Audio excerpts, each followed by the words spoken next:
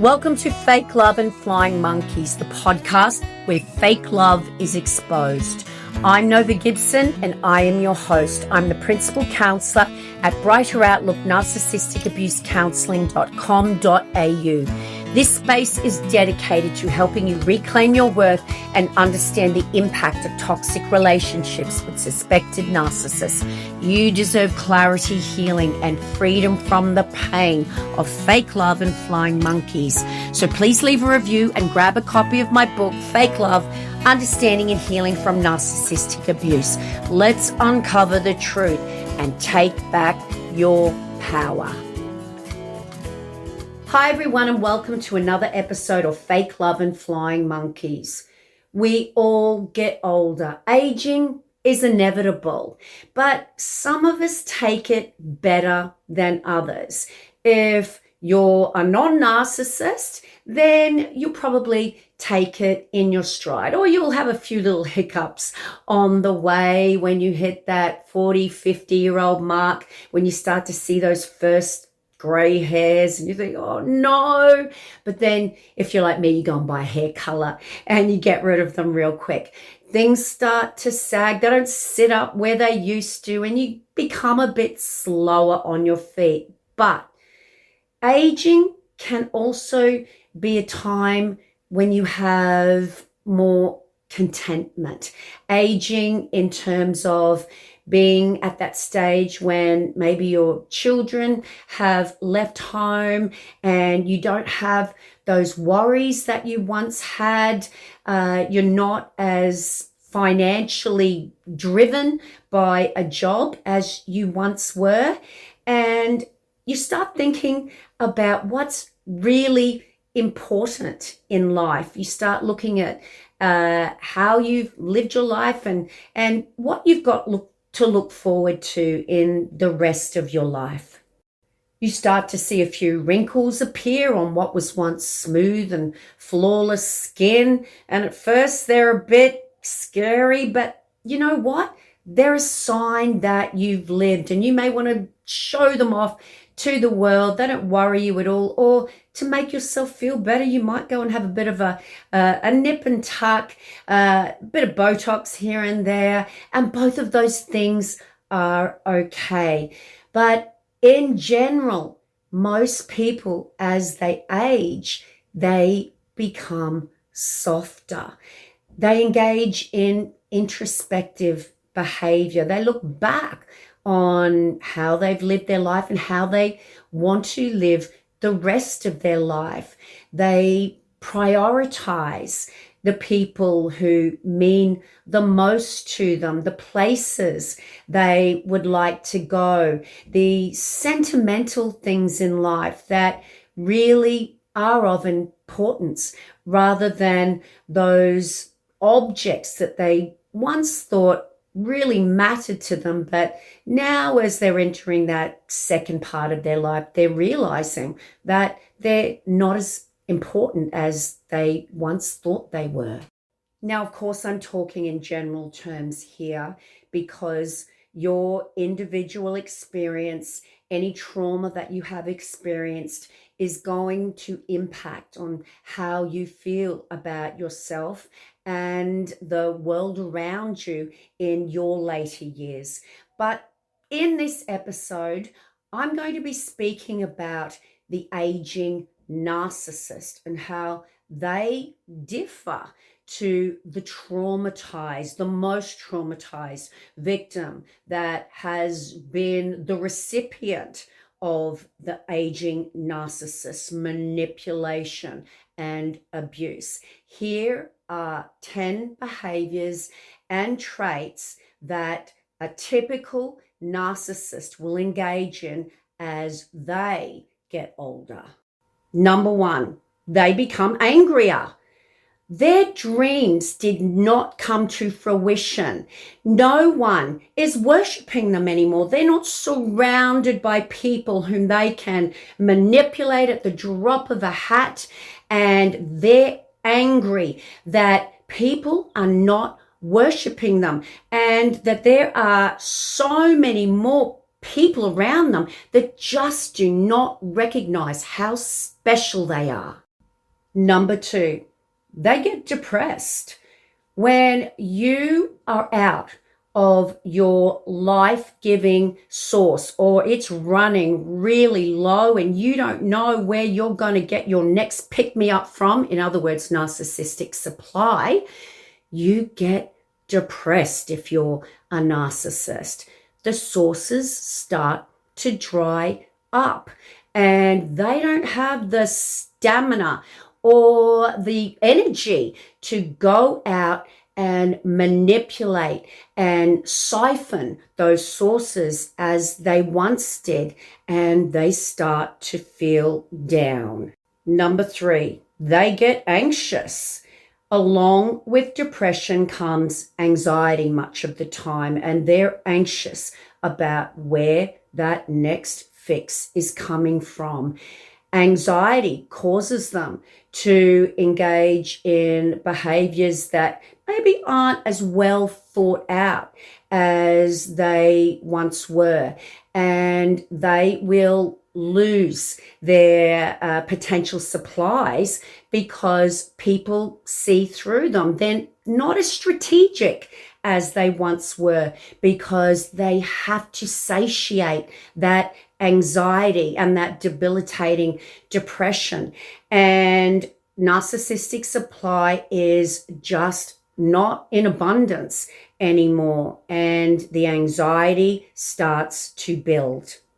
Number 4, if they're a parent, the aging narcissist will rely heavily on their adult children. Why? Because all their other sources have dried up, and they will call in that debt of being born. They've conditioned their children through fear, obligation, and guilt for a lifetime to endure the abuse. And now that they're aging, that debt is going to increase with interest because their child has never been able to get away from the parent they think they owe.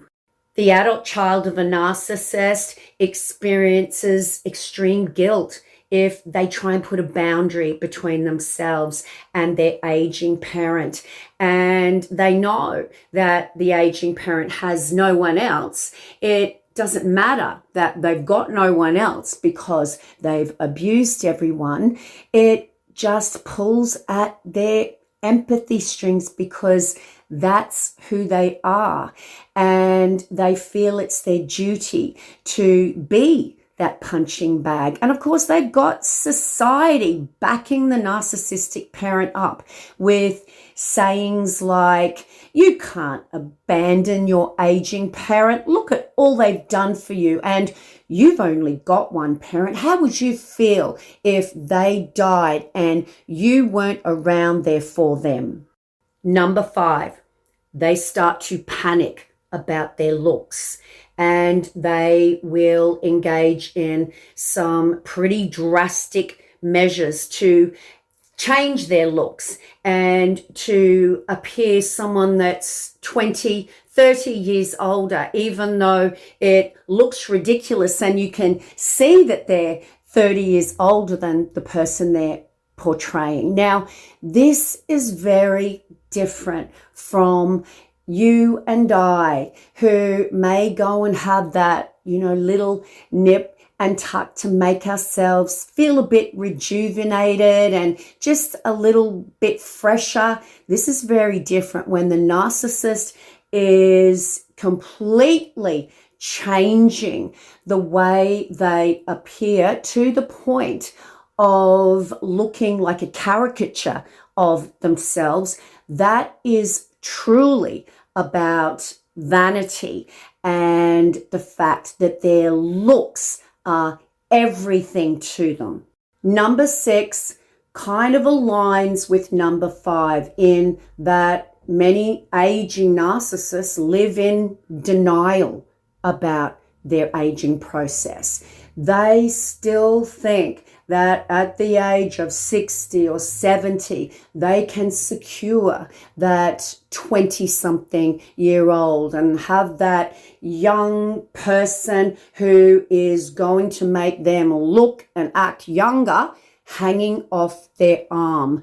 Now, whether that young person is there for the right reasons, in other words, they actually love the aging narcissist or not, for that narcissist, it's about their image, and they will be in denial about how ridiculous it looks to the outside world when a 60, 70-year-old is carting around a much, much younger person when it's obvious. And this is where the onus needs to be, when it's obvious that it's simply about their image. Because, of course, people do fall in love when there is a very large age gap, but you've always got to be mindful of the narcissist's motivation.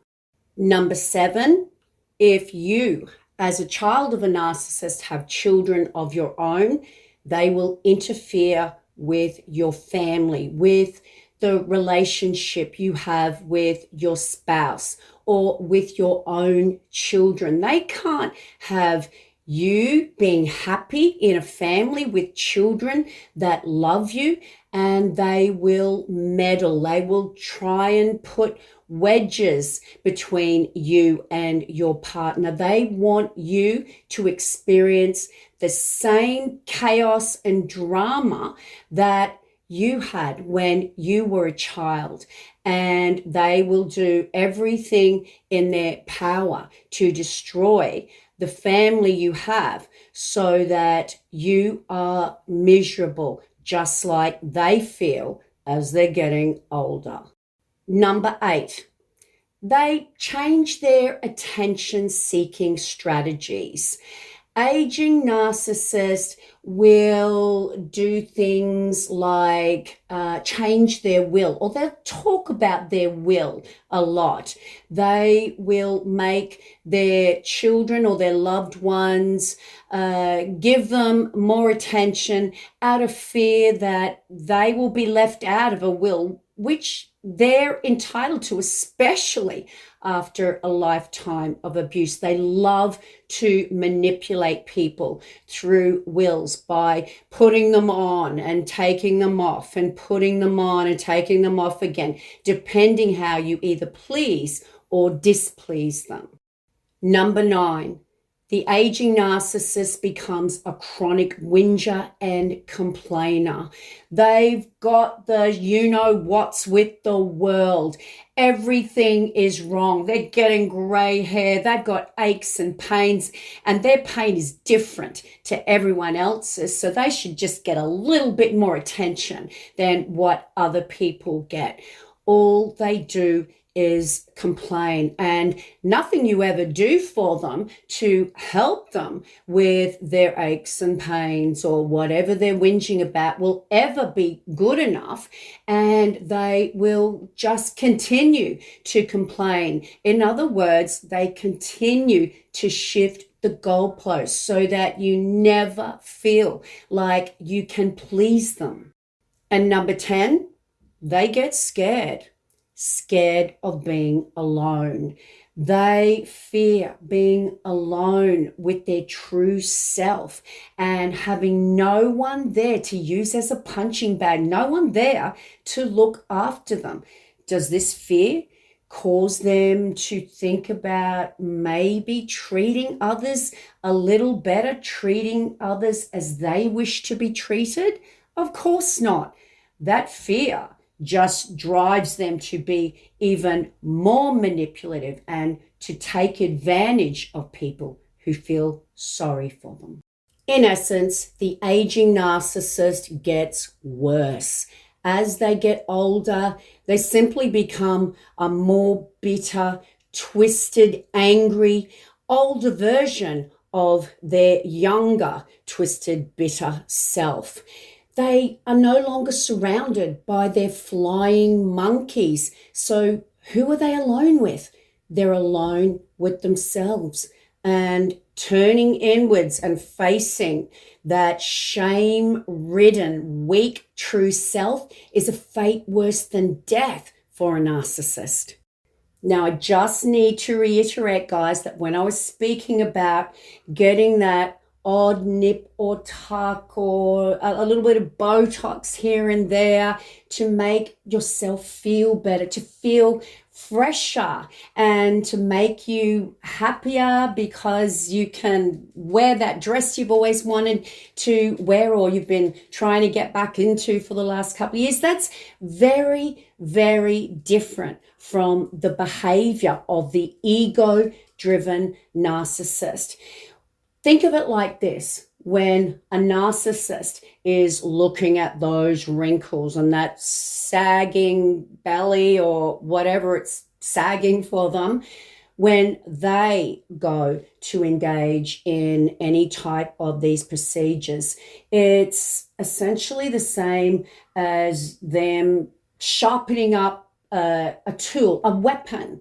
They need to bring into working order so that they can continue to manipulate and abuse. You are not like them, and don't let anyone tell you that your behavior is hypocritical when it comes to your self-care and doing something that makes you feel good, especially after a lifetime or an extended period of this type of abuse or trauma.